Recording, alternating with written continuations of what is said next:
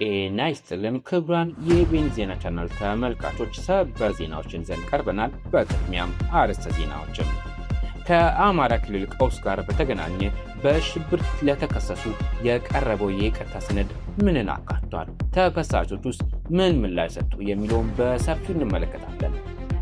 የተኩስ አቁም ለማራዘም ከአሜሪካ ጋር ድርድር እየተካሄደ እንዳልሆነ የኢራን ባለስልጣናት ተናገሩ። ውድ ተመልካቾቻችን ወደ ዝርዝር መረጃዎች ስንገባ ዜናዎችን ማቀርብላችሁ ጌታ ያውቃል ማንደፎት ነኝ። ሳብስክራይብ ማድረጉን እንዳይረሱ። ከአማራ ክልል ቀውስ ጋር በተገናኘ በሽብር ለተከሰሱ የቀረበው የይቅርታ ሰነድ ምንን አካቷል? ተከሳሾች ውስጥ ምን ምላሽ ሰጡ?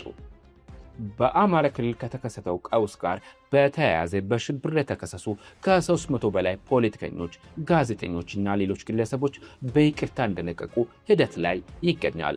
ለሽብር ተከሳሾቹ የቀረበው የይቅርታ ሰነድ በክልሉ የተፈጸሙ ጉዳዮችና ጉዳቶች ተከሳሾቹ ኃላፊነት እንዲወስዱ የሚጠይቅ መሆኑን ቢቢሲ የተመለከተው ሰነድ ያሳያል። የህዝብ ተወካዮችና የመገናኛ ብዙሃን ባለሙያዎችን ጨምሮ በአማራ ክልል ከቀጠለው ግጭት ጋር በተገናኘ በተለያዩ መዝገቦች የሽብር ክስ የተመሰረተባቸው ተከሳሾች ይቅርታ ጠይቀው ክሳቸው እንዲቋረጥና ከእስር እንዲለቀቁ በመንግስት ለቀረበላቸው ጥያቄ የተለያዩ ምላሾች መስጠታቸውን ቢቢሲ ከምንጩ አረጋግጧል። 3 ዓመታትና ከዛ በላይ በእስር ላይ የሚገኙት የሽብር ተከሳሾች ይቅርታ ጠይቀው ከእስር እንዲለቀቁ የሚጠይቀው ሰነድ ወይም ፎርም የደረሳቸው በኢትዮጵያ ሰብአዊ መብት ኮሚሽን ኢሰመኮ አማካኝነት መሆኑን ለጉዳዩ ቅርብ የሆኑ ምንጮች ለቢቢሲ ገልጸዋል። የኢሰመኮ ዋና ኮሚሽነር ብርሃኑ አዴሎ ከሰኔ 1 2018 ጀምሮ ለአንድ ወር ያክል በተከሳሾቹና በመንግስት መካከል የማደራደር ተግባር ሲያከናውኑ ከቆዩ በኋላ ተከሳሾች ይቅርታ የሚጠይቁበትና ቅድመ ሁኔታዎችን ያካተተ ሰነድ ለየግላቸው እንደደረሳቸው ታውቋል። በአቶ ብርሃኑ አዴሎ መሪነት ተካሄደ ከተባለው ድርድር በኋላ ሰነዱ የቀረበላቸው የሽብር ተከሳሾች ቁጥር ከ300 በላይ እንደመሆነም ምንጮች ገልጸዋል።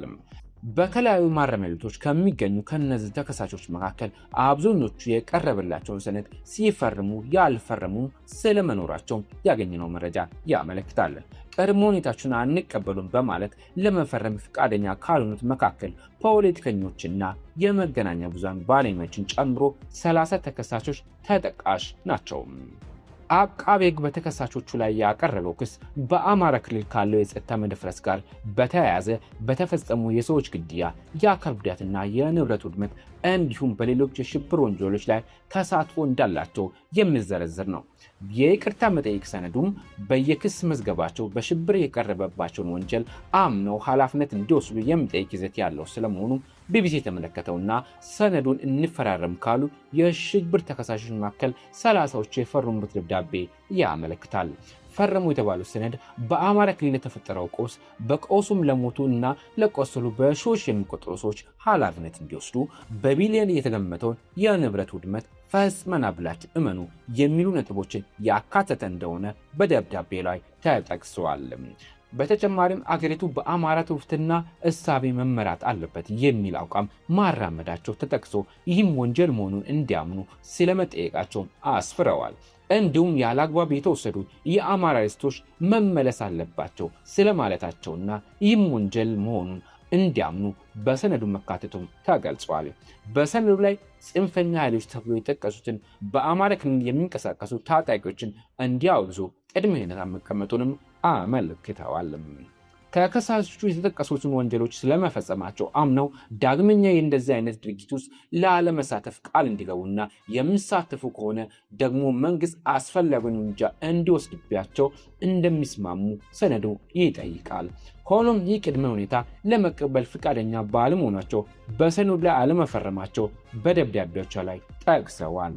ወንጀለኛንን ብለን አንፈርምም፣ ይህ በህግም በሞራልም በፖለቲካም ተቀባይነት የለም የሚሉት 30ዎቹ ተከሳሾች የአማራ ህዝብ ጥያቄዎች ህጋዊ ናቸው ብለን እናምናለን ሲሉም አክለዋል። የተከሰሱበትን ክስ አንቀበልም ብለው በፍርድ ቤት እየተከራከሩ ባሉበት ሁኔታ ወንጀለኛን ብለው ለመፈረም ፈቃደኛ አለመሆናቸውን ስለመግለጻቸው 3 ጉዳዮችን የሚያካትት ምንጮች ለቢቢሲ ተናግረዋል።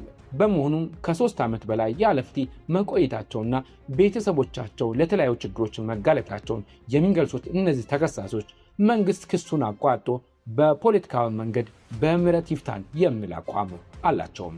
ተከሳሾቹና መንግስትን አደራድሯል ከተባለው ከኢትዮጵያ ሰብአዊ መብት ኮሚሽን ስለ ጉዳዩ አስተያየት ጠይቀን ነበረ። ሆኖም የኮሚሽኑ ቃል አቀባይ በጉዳዩ ላይ መረጃ እንደሌላቸው ተናግሮ ቢሆንም ኮሚሽኑ እንደዚህ ባሉ ጉዳዮች ላይ በራሱ መንገድ ከሚሰጠው መግለጫ ውጪ ለመስጠት እንደሚቸግሩም ገልጸዋል።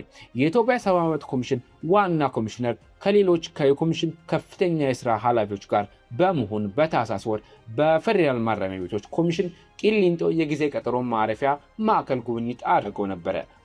በጉብኝታቸውም ከተከሳሾች ጋር በሰብአዊ መብት አያያዝና ሌሎች ጉዳዮች ላይ ውይይት አድርገው መመለሳቸውን በወቅቱ ተገልጸዋል።